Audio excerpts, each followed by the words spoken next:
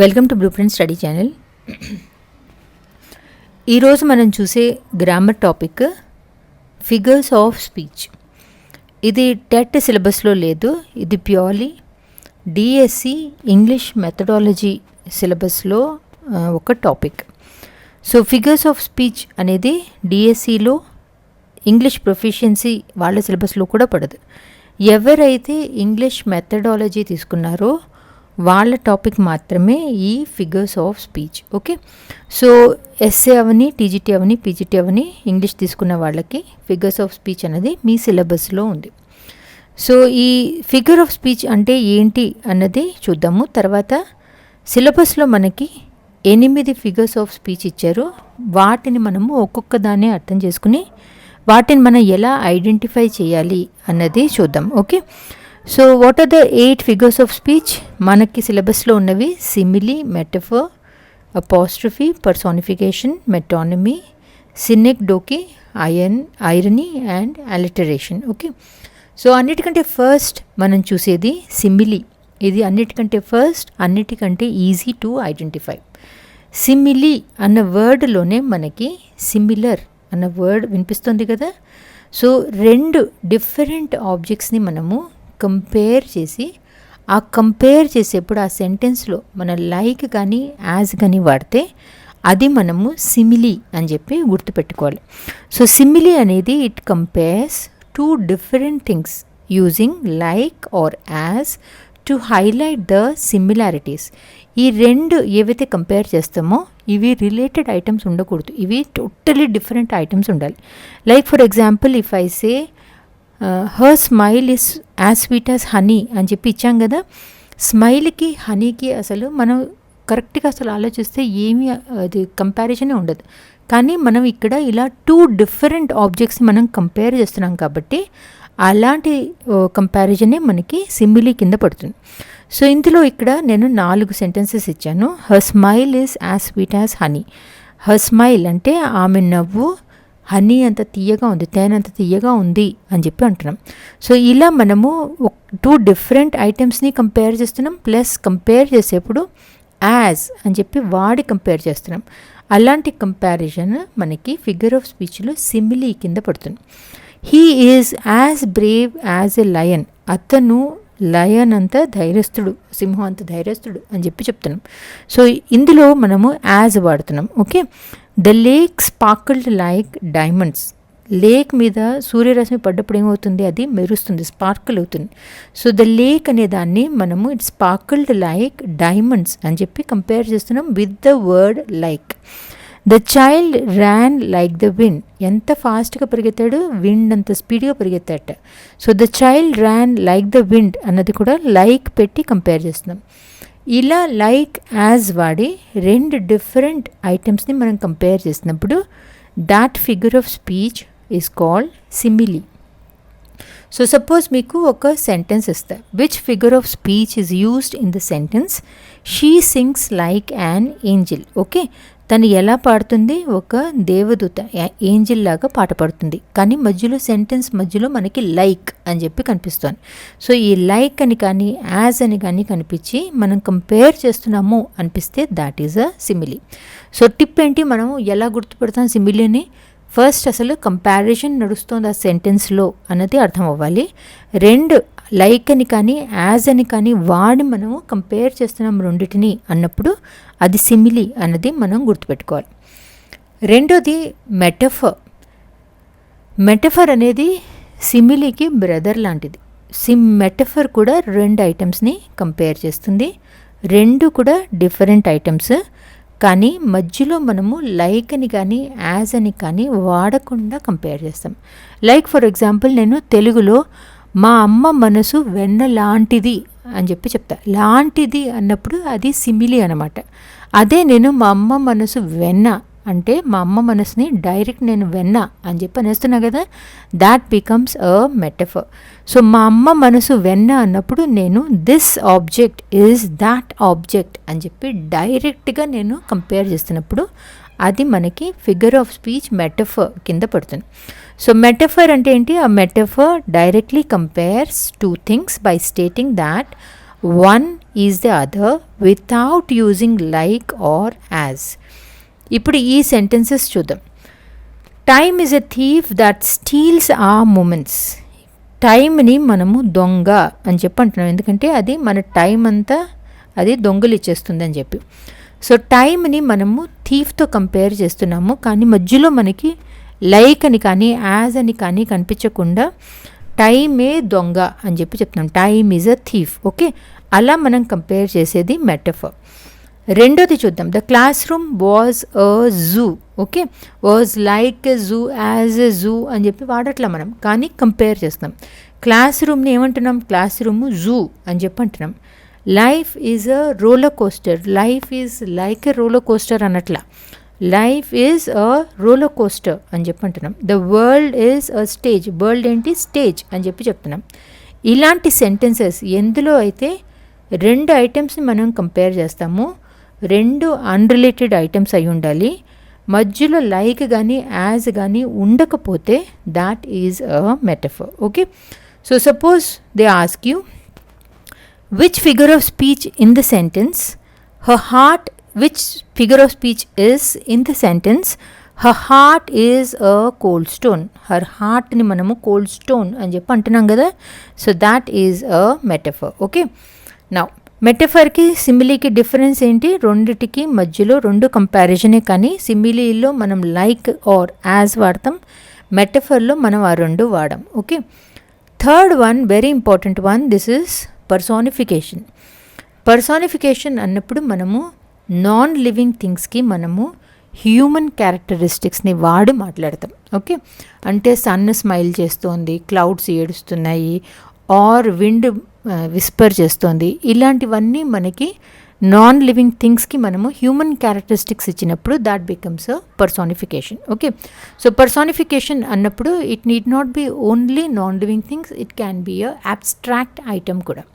So abstract item అంటే ఏంటి? Suppose ఏదైతే మనము అది ఏంటో తెలుసు కానీ దాన్ని మనము ముట్టుకోలేము, చూడలేము. ఓకే, సో నేను మిమ్మల్ని లిబర్టీ అంటే ఏంటి, ఫ్రీడమ్ అంటే ఏంటి అని చెప్పి అడిగితే మీకు అర్థమవుతుంది, కానీ మీరు టచ్ చేసి చూడలేరు, దాన్ని కళ్ళతో కూడా చూడలేరు కదా.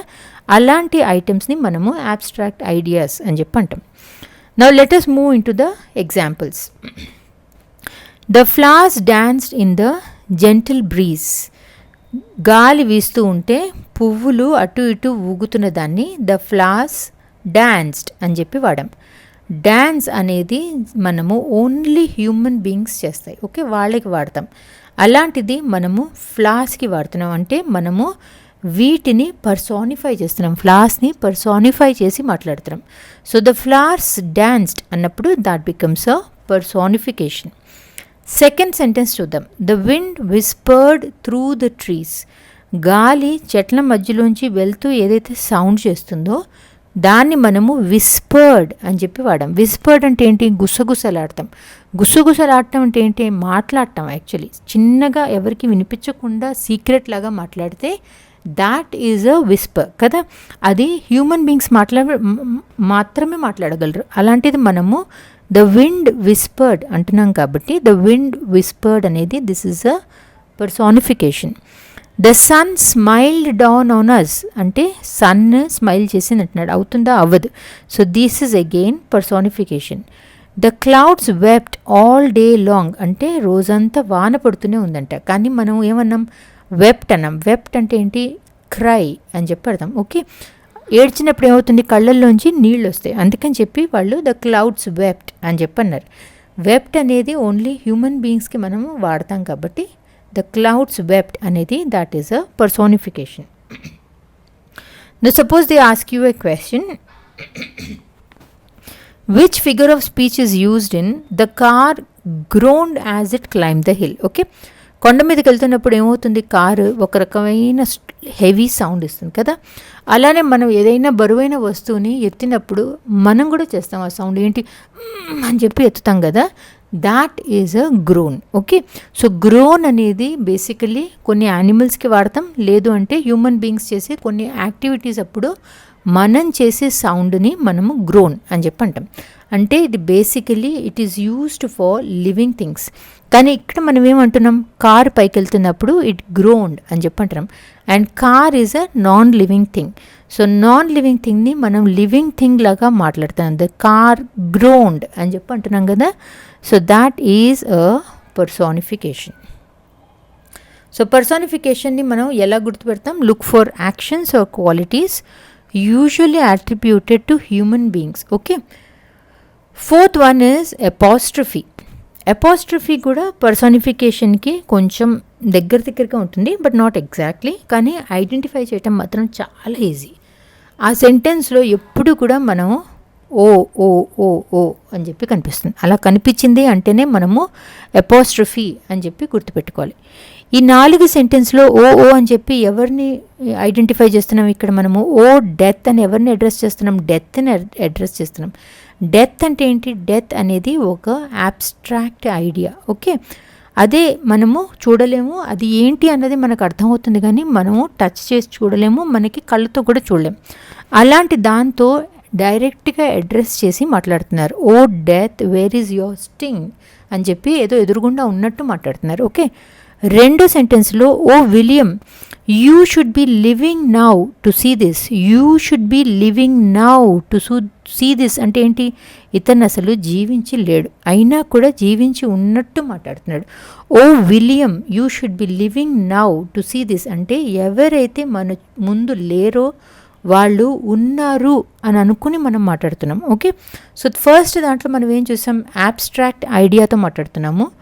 రెండో దాంట్లో a person who is absent, ఆ పర్సన్తో మాట్లాడుతున్నాం. Third, O liberty, what deeds are done in thy name. Liberty అనేది ఫ్రీడమ్, ఇవన్నీ కూడా మనకి అబ్స్ట్రాక్ట్ ఐటమ్స్తో అబ్స్ట్రాక్ట్ ఐడియాస్ కింద వస్తాయి, దాంతో మాట్లాడుతున్నారు. Fourth one, O sun, why do you hide behind the clouds today. సూర్యుడితో మాట్లాడుతున్నాడు, ఎందుకు ఈరోజు మబ్బులు వెనకాల దాక్కున్నావు అని. ఓకే, అంటే inanimate object, non living థింగ్తో మనుషులతో మాట్లాడినట్టు మాట్లాడుతున్నారు. ఇలా ఒక అబ్స్ట్రాక్ట్ ఐడియాతో లేదా మన ఎదురుగుండా లేని వాళ్ళతో, లేదు అంటే ఒక ఇన్ యానిమేట్ ఆబ్జెక్ట్తో మనము మనుషుల్లాగా మాట్లాడితే దాన్ని మనము అపాస్ట్రఫీ అని చెప్పంటాం. జనరలీ మనకి అది ఓతో స్టార్ట్ అవుతుంది కాబట్టి మనకి ఐడెంటిఫై చేయటం చాలా easy. So suppose I ask, what figure of speech is in the line O nature thou art my guide. O nature అని చెప్పి మాట్లాడుతున్నా కదా, this is a abstract. Nature అంటే ఏంటి? నేచర్ అనేది మనం ముట్టుకోలేం కదా. సో ఓ నేచర్ అనేది that becomes a personification. Fifth one is alliteration. Alliteration అంటే మనము జనరలీ చిన్నప్పుడు చాలామంది మనం ఆడుకుని ఉంటాం టంగ్ ట్విస్టర్స్. ఓకే, టంగ్ ట్విస్టర్స్ని మనము అలిటరేషన్ అని చెప్పి అంటాం. సో ఈ ఫస్ట్ సెంటెన్స్ చూడండి, Peter picked a pack of pickle peppers. Okay, అన్ని చోట్ల మనకి ప ప ప ప ప. Okay, second sentence, Sally sold some seashells. స స స స. Third sentence, the wild wind whistled wildly. వ వ వ వ. Okay, fourth one, 5 flying fish flew far. ఫ ఫ ఫ ఫ ఫ. ఓకే, ఈ PSW5 ఇవి వవల్సా? కాదు, ఇవేంటివి? ఇవి కాన్సనెంట్స్. ఓకే, అండ్ మీకు వినిపించేది ఏంటి? Consonant sounds. Okay, so words అన్నీ కూడా ఒకటే కాన్సనెంట్ సౌండ్తో స్టార్ట్ అయితే ఒక సెంటెన్స్లో that figure of speech is a alliteration. Alliteration is the repetition of consonant sounds at the beginning of closely placed words. Okay, so suppose I ask you a question, what figure of speech is used in silly snakes slither silently? Sir sir sir sir ochindi kada. So that is a alliteration. Okay, sixth one, this is a very important one, this is called irony. Irony అంటే మనం ఏం మాట్లాడుతున్నామో దానికి meaning actually what we mean is entirely different, లేదా ఎక్కడ మనం ఏది expect చేయాలో అది కాకుండా ఇంకేదో అవుతే దాన్ని మనము ఐరనీ ఫిగర్ ఆఫ్ స్పీచ్ కింద తీసుకుంటాం. జనరలీ మనకు ఊరికే హ్యూమర్ కోసం అని చెప్పి, లేకపోతే వెక్కిరింతగా అంటే సర్కాజం కోసం వాడుతూ ఉంటాం.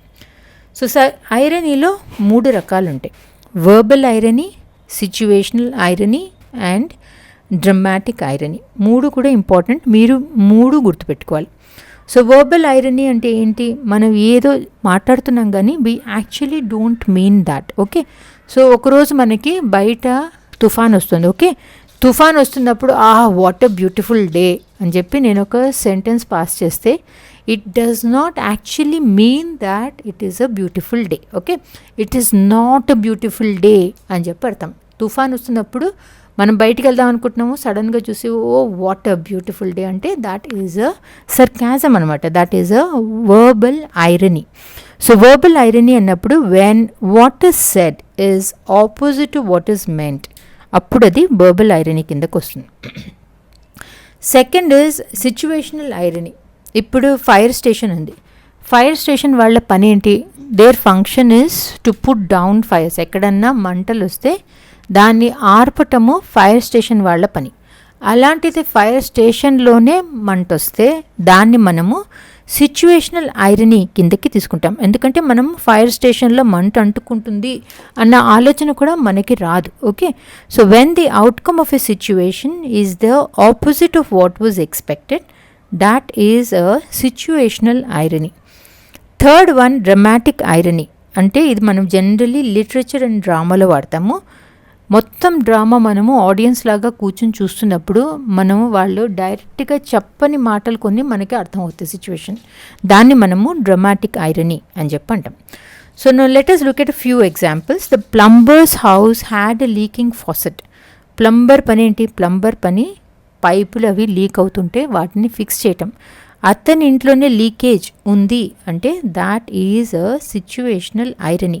ఆ సిచ్యువేషన్లో మనము వాళ్ళ ఇంట్లో ఉండకూడదు అట్లాంటి పని అనుకుంటాం, కానీ వాళ్ళ ఇంట్లోనే లీకేజీ నడుస్తుంది. అలానే fire station burn down. Fire స్టేషన్లో మనం లీకేజ్ ఉంటుంది, ఫైర్ స్టేషన్లో మనం ఫైర్ ఉంటుందని అనుకోం కదా, అక్కడే మంట అంటుకుంది అంటే that's again situational irony. The traffic cop got a speeding ticket. Traffic person ఏం చేస్తాడు, ఎవరైతే స్పీడ్గా వెళ్తున్నారో వాళ్ళని పట్టుకుని వాళ్ళకి ఫైన్ వేస్తారు. అతన్నే స్పీడ్గా వెళ్ళి అతనికే ఫైన్ పడితే that's again situational irony. The teacher fail the exam. Teacher ఏం చేస్తారు, మిగతా వాళ్ళని చదువు చెప్పించి పాస్ చేస్తారు. ఆవిడే ఒక ఎగ్జామ్ ఫెయిల్ అయిపోతే then that's again situational irony. Another situational irony, what figure of speeches a marriage counsellor filed for divorce. Marriage counsellor పని ఏంటి, మ్యారేజ్ కౌన్సిలర్ ఎవరైనా డైవర్స్ తీసుకుందాం అనుకుంటే వాళ్ళు డైవర్స్ తీసుకోకుండా వాళ్ళని కౌన్సిల్ చేసి ఆపుతారు. అలాంటి ఆవిడ మ్యారేజ్ కోసం డైవర్స్ కోసం ఫైల్ చేస్తే that is a irony. Okay, the seventh one is metonymy. Metonymy అన్నప్పుడు మనము ఒక వర్డ్ బదులు ఇంకొక వర్డ్ని వాడుతూ ఉంటాం. లైక్ ఫర్ ఎగ్జాంపుల్, సపోజ్ నేను ది వైట్ హౌస్ అని చెప్పంట. ఓకే, మనం చాలాసార్లు న్యూస్లో మనము the White House did this, the White House did that అని చెప్పి అంటాం. వైట్ హౌస్ అంటే ఏంటి, what do we mean by White House, we mean US government కదా. సో యుఎస్ గవర్నమెంట్ అనకుండా మనము ద వైట్ హౌస్ అని చెప్పి అంటాం. అలానే మీరు ప్రీ ఇండిపెండెన్స్ పీరియడ్ గురించి హిస్టరీ బుక్స్లో చదువుతూ ఉంటే మనకి ద క్రౌన్ అని చెప్పి వస్తుంది. ద క్రౌన్ అంటే మన అర్థం ఏంటి, we actually refer to the queen or the monarch of the British. So ఇలా ఒకదాని బదులు మనం ఇంకొక దాన్ని వాడగలిగితే that figure of speech is a metonymy. So metonymy is the substitution of the name of something closely related for the thing actually meant. So ఈ 4 సెంటెన్సెస్లో మీరు చూస్తే the crown will make a public announcement tomorrow అన్నప్పుడు the queen will make a public announcement అని చెప్పి అర్థం. The pen is mightier than the sword అంటే ఏంటి, నిజంగానే పెన్, మన చేతిలో ఉన్న పెన్ మన స్వోర్డ్ అంటే రెండు actually pen is not mightier కదా, కానీ ఇక్కడ the pen is mightier than the sword అంటే ఏంటి, పెన్ అంటే ఏంటి, ఎవరైతే మనకి న్యూస్ పేపర్స్లో వాటిలలో ఇంటలెక్చువల్స్ రాసి మొత్తం దేశాన్ని ఏం జరుగుతుంది అని చెప్పి మన అవేర్ చేస్తారు కదా, వాళ్ళని మనము ద పెన్ కింద సింబలైజ్ చేస్తాం. స్వోర్డ్ అంటే ఏంటి, ఎవరైతే వైలెన్స్ చేస్తారు, ఫిజికల్ వైలెన్స్ అంటే ఆర్మీ అవని, మిలిటరీ అవని, సోల్జర్స్ అవని, ఓకే, అలాంటివి మనము స్వోర్డ్ కింద తీసుకుంటాం. అలా మనము ఒక వర్డ్ బదులు ఇంకో వర్డ్ని వాడగలిగితే that's a metonymy. The White House issued a statement, the US government issued a statement, the bench decided the verdict అంటే the jury decided the verdict అని చెప్పి అర్థం. So what's figure of speech is used in the suits decided the fate of the project అంటే suits అంటే professionals అని చెప్పి అర్థం. Okay, ఇలా ఒక వర్డ్ బదులు ఒక వర్డ్ వాడాము అంటే దట్ ఈస్ మెటానమీ అని చెప్పి అర్థం. The last one is synecdoche. Synecdoche అన్నది కూడా చాలా ఇంట్రెస్టింగ్గా ఉంటుంది. ఒక ఫుల్ గ్రూప్ ఆఫ్ పీపుల్ బదులు మనం ఇంకేదన్నా వాడగలిగితే, రిప్రజెంట్ చేయగలిగితే దాన్ని మనము సినెక్డోకి అని చెప్పి అంటాం. Like for example all hands on deck. Deck అంటే ఏంటి? షిప్ పై పార్ట్ ఉంటుంది కదా, ఎక్కడైతే అందరూ నుంచుంటారో, this is called the deck. All hands on deck అంటే ఏంటి? All the sailors on the ship. Okay, దీని బదులు మనము ఆల్ హ్యాండ్స్ ఆన్ డెక్ అని చెప్పి వాడతాం. We need more boots on the ground అంటే we need more people on the ground అని చెప్పి అర్థం. The world watched as the event unfolded అంటే ద వరల్డ్ అంటే everyone, all the people అని చెప్పి అర్థం. సో ద వరల్డ్ వాచ్డ్ అంటే ఆల్ ద పీపుల్ వాచ్డ్ అన్న మీనింగ్ వస్తుంది. He has many mouths to feed అంటే he has many people to feed అంటే తనకి చాలా రెస్పాన్సిబిలిటీస్ ఉన్నాయి వెనకాల, అతను వాళ్ళందరినీ చూసుకోవాలి అని. He has many mouths to feed అంటే he has many people to feed అనమాట. So what figure of speech is in he got a new set of wheels. New set of wheels అంటే ఏంటి? వెహికల్ కొనుక్కున్నాడు అని చెప్పి అర్థం. ఓకే, so new set of wheels బదులు మనము వెహికల్ అన్న వర్డ్ని వాడుతున్నాం. ఇలా మనము ఒకదాని బదులు ఇంకోటి వాడగలిగితే దాట్ ఈజ్ అ సినెక్డోకి.